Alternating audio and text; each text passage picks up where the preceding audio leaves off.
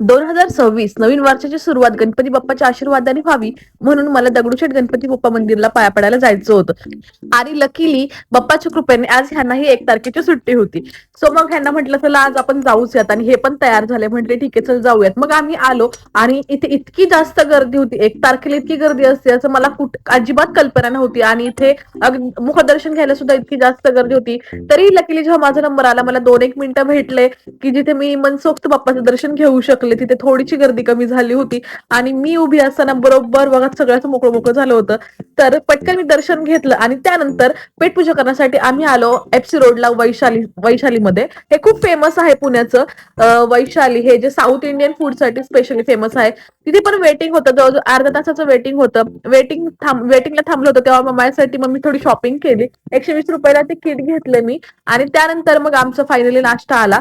नाश्ता तर काय आम्ही इथं 2-2:15 वाजता पोहोचलो होतो. तो आमचं जेवण आलं आणि त्यानंतर मग खाऊन पिऊन पेटपूजा करून आम्ही निघालो घरी. घरी आल्यानंतर मी तुम्हाला पूर्ण लुक दाखवू शकले.